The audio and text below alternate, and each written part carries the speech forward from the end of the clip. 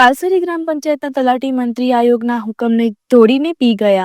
વિસાવદર તાલુકાના કાલસરી ગ્રામ પંચાયત પાસે RTI activist Jayesh Devmurari દ્વારા તારીખ 24/2/2025ના રોજ 18 મુદ્દાની માહિતી માંગેલ, ત્યારે કાલસરી ગ્રામ પંચાયત દ્વારા માહિતીનો સમય મર્યાદામાં કોઈ પણ જવાબ આપેલ નહીં। ત્યારે અરજદાર દ્વારા તારીખ 9/4/2025ના રોજ વિસાવદર ટીડીઓને પ્રથમ અપીલ કરેલ, ત્યારે ટીડીઓ દ્વારા 23/4/2025ના રોજ વિસાવદર ટીડીઓ દ્વારા 200 પાનાની મર્યાદામાં અરજદારને માહિતી વિનામૂલ્યે આપવાનો હુકમ કરેલ, ત્યારે તે હુકમને પણ કાલસરી તલાટી મંત્રી ઘોડીને પી ગયા અને અરજદારની માહિતી આપેલ નહીં। ત્યારે અરજદાર બીજી અપીલ તારીખ 16/6/2025ના રોજ આયોગમાં બીજી અપીલ કરેલ, ત્યારે આયોગ દ્વારા પણ 200 પાનાની માહિતી વિનામૂલ્યે આપવાનો હુકમ કરેલ।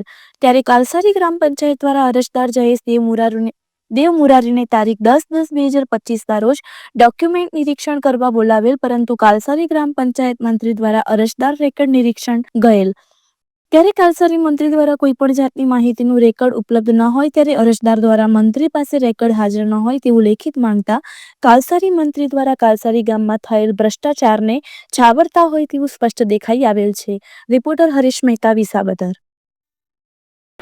મારું નામ જયેશ દેવમુરારી મંચારામ, ગામ વિસાવદર।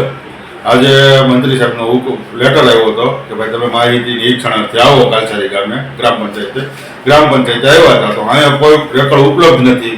અમે એને કહી છીએ કે ભાઈ તમે લખી દો, તો એ લખી નથી દેતા અને આયોગવાળા અધિકારીઓને સાવરે છે 200 પાનાની મર્યાદામાં માહિતી આપવી એવો હુકમ કરે છે। એવો પરિપત્ર માંગીએ તો આયોગવાળા પરિપત્ર નથી આપતા, નથી કોઈ અધિકારી આપતા, તો ક્યાં આધારે એ 200 પાનાનું ક્યાં છે?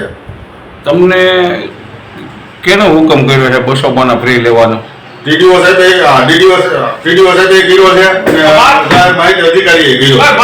આયોગમાંથી ને હુકમ 200 પાનાનો આવે છે। 200 પાના જ દેવાના હોય તો આ સમય મર્યાદા 50,000 રૂપિયાનું અમને ચલણ આપે છે। સમય મર્યાદા પછી 200 પાના તો એનું કૌભાંડ ક્યાંથી થતું થવાનું છે? પછી આયોગે આ લોકોને સાવરે છે। તમને ક્યારે લેટર આવ્યો હતો કે આ તારીખે તમે આવો નિરીક્ષણ કરવા? એમ કાલે મને લેટર મળ્યો 10 તારીખનો, એટલે આજે હું આવ્યો છું। આજે આ કઈ માહિતી ઉપલબ્ધ તો હવે મંત્રી સાહેબનું કહેવાનું શું થાય છે? એ મેં કીધું ભાઈ નથી ઉપલબ્ધ એવું લખી દો, અને જે મુદ્દા તમારી પાસે નથી એનું લખી દો, તો એ કાંઈ લખી નથી દેતા, હું તમને નવી તારીખ આપી। હવે તમારે શું કરવાનું? તમે કોઈને ઉચ્ચ અધિકારીને જાણ કરી? હા, ટીડીઓને ફોન કર્યો, ડીડીઓને કર્યો, કોઈ ફોન ઉપાડતા નથી। મંત્રી સાહેબ લખી નથી દેતા। આયોગમાં ફોન કર્યો તો ત્યાં ભાઈ બેઠા હતા કે સાહેબ બપોર પછી આવી છે, 18 તારીખમાં હોય કે તો બપોર પછી તમે પાછા ફોન કરજો।